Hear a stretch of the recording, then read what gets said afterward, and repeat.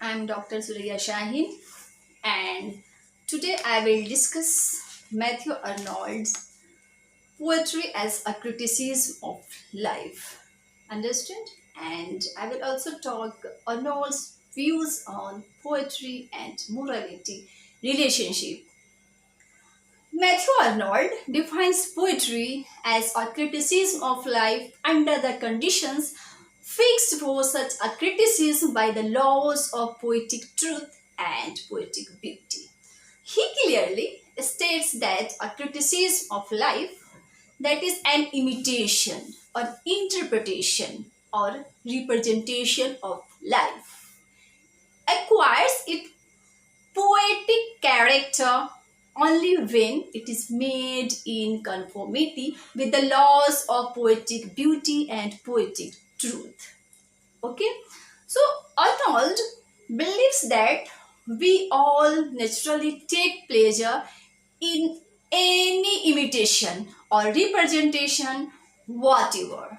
Okay, so this is the basis of our love of poetry.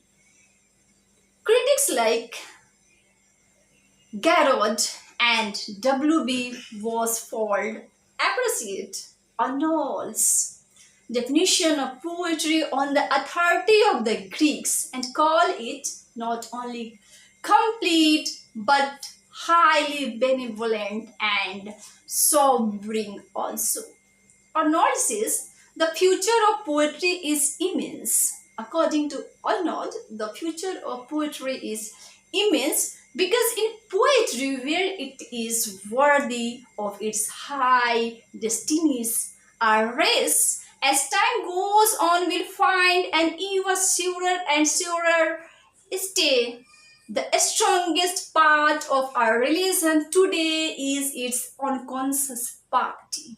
He says, Arnold says, the greatness of a poet lies in his powerful and beautiful application of ideas of life to the question. And the question is how to live. The question is how to live. It means great poetry must be competent to answer the basic and eternal questions of life. Poetry teaches us how to live, and how to live is the basic question of human life. Poetry seeks to answer this question by offering a poetic criticism of life, and the criticism of life refers to the interpretation or representation of life. So, in simple way, according to Arnold, the function of poetry is to interpret life for us, to console us, to sustain us. This is Arnold's views.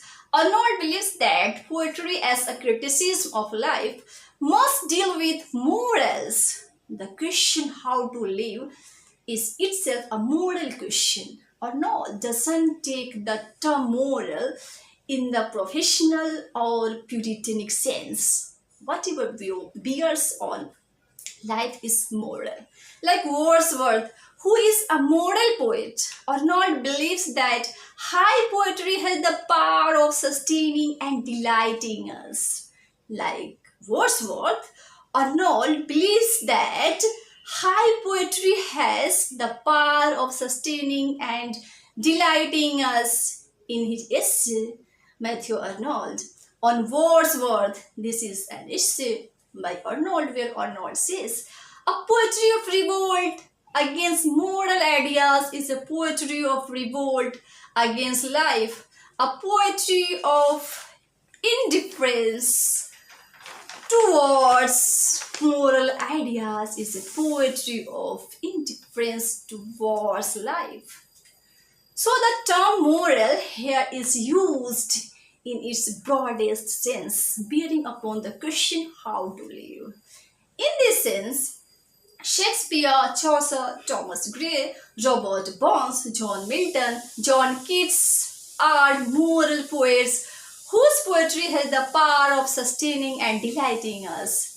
Schiller says all art is dedicated to joy and there is no higher and no more serious problem than how to make men happy. The right art is that alone which creates the highest enjoyment. Such highest pleasure arises from the grand style that is harmonious blending of excellent thought and excellent expression. Arnold talks about the notion of grand style in his essay on translating humor and in his preface to his poems and in his essay on Milton. Arnold appreciates Homer, Dante, and Milton, who are the great masters of the grand style. Arnold defines the grand style that it arises in poetry when a noble nature, poetically gifted, treats with simplicity or severity a serious subject. Understand? So, this definition refers that the grand style is a harmonious blending of two elements, and the two elements are sublime thought and sublime expression. That which interprets life to us, which elevates, consoles, and sustains us, is sublime in thought. About the subject of poetry, Arnold is of the views that it is not the language or style that is of primary significance, but the vital importance. It is the plot and the action of the poem that is vital importance for a poet. Quoting Aristotle, Arnold says, all depends upon the subject. Choosing a fitting subject, penetrate yourself with the feeling of its situation. A trivial subject can't be raised to poetic excellence. Arnold has great appreciation for Homer, Virgil, Shakespeare, Spenser, Milton, Wordsworth, Keats, and other great poets who wrote excellent poetry because they chose excellent subjects for their poetry, and that's why Arnold emphasized the excellent subjects for the poetry and not the language of the poetry. Okay, I hope you would have understood clearly today Arnold's theory of poetry as a criticism of life. And I meet you in the next class. Okay, thanks.